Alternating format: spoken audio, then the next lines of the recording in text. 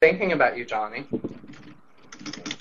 So what's new with Diana? Well, that's not really important because the focus is all about you today. And that's the main thing. Now, speaking about a lot of red carpet events versus the Emmys, who would you want to dress? Are there celebrities besides you? Well, thank you.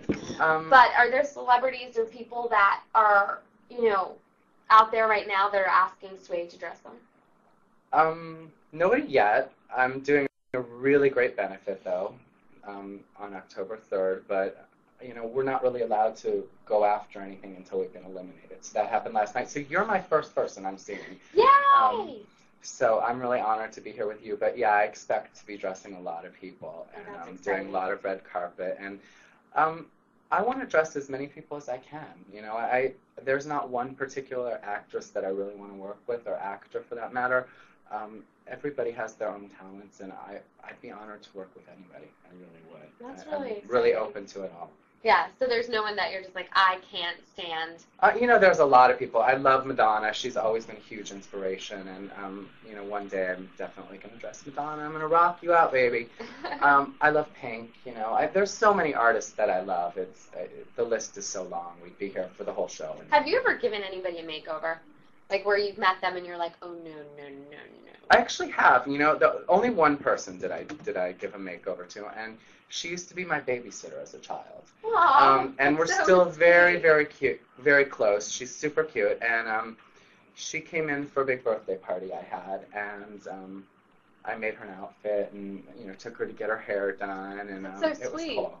She really loved it. And after that, did her world kind of change, or her confidence level go up? I think it did, but she's not the type who would upkeep it. She kind of had a cut like you, and she hadn't cut her hair in, I think, 20 years or something. Wow. Yeah, I mean, she would trim it, but it's like, there's like nothing. She doesn't, she's in Ohio, she's got 2 kids, and she's a single mom. She works hard for the money, baby. Yeah, so. Exactly. Well, that's really sweet that you did that. Yeah, and I love her to death.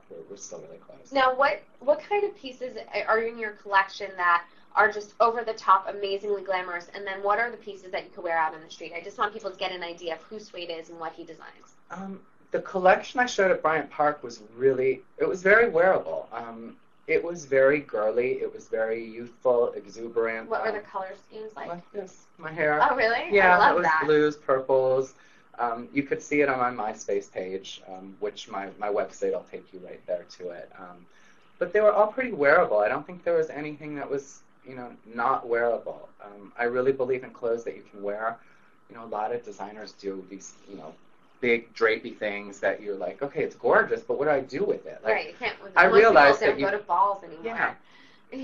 You got to be able to go out. Like I had the show was opened with Jackie from Make Me a Supermodel, and she had a really beautiful plaid dress. It's very simple. It was low cut. I had beads going around the neck, and they were big, beautiful beads.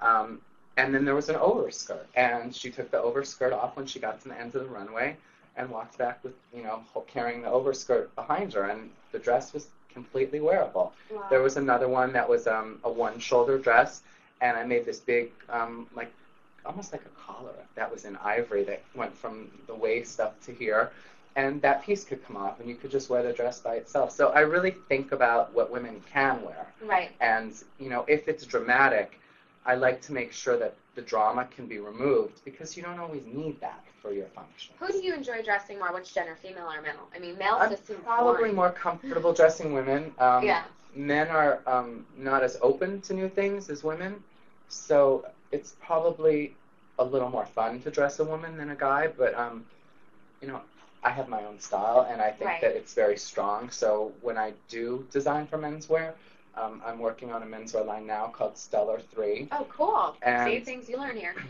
And it's kind of true to who I am and my business partner, Lars Klingstead. So it's very edgy. Right. But to your point, it's women are more open to new things than guys. And speaking of models, your model was Tia, correct?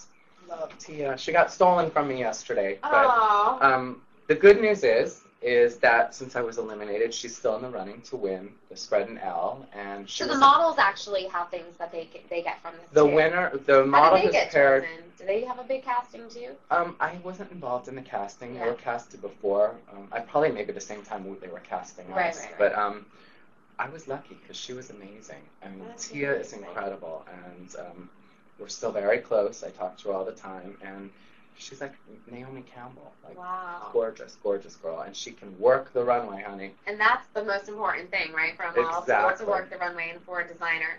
I mean, Michael Kors said to me, he's like, you could, throw a garbage bag on her, and she'd be great in it. She could work whatever. So Right. I was really lucky to have Tia, and I was really happy to have her for all these challenges, and I'm super happy she's still in the running to win, and I have, all expectations she's going to go all the way. Now, how many eliminations are left now? There is 3 more episodes. 3 more episodes. Yeah, so So you made it down to the really the nitty-gritty. There's 4 people, who Right. made it past me. So. Right. What was that like, though, being eliminated? Were you devastated? I wasn't devastated. I was exhausted. I really was. And starting with I think it was the Diane von Furstenberg challenge, I started packing all my stuff the day of the elimination because I was just so tired. I was like, they're going to send me home. Did you give up, you think? Or? I don't think I gave up, but I was just so exhausted, and you never know what the judges are looking for. So did you pack every single time? Yes. I didn't unpack completely, but I was in the bottom for the Diane von Furstenberg challenge. Then I was in the bottom for the astrology challenge. Then I was in the bottom for the makeover challenge. And then last night I was in the bottom where I got eliminated.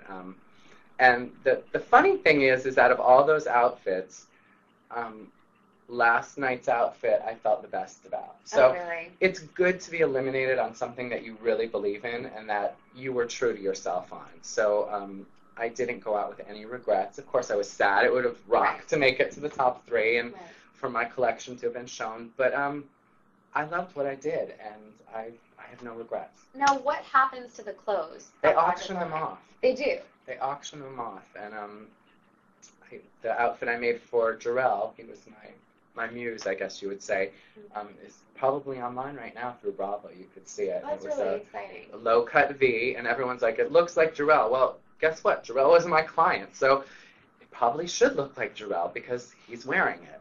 And then there was a vest that I made that I patchworked out of 2 different kinds of suede. And then there was an amazing pants I did that was, it was like a black stretch nylon satin, and then I had pieced this really great novelty engineered knit on top of it. It was intense. I'm glad you brought up the fabric suede because obviously that's your name. And how did that come about? Is it just It's a good question because people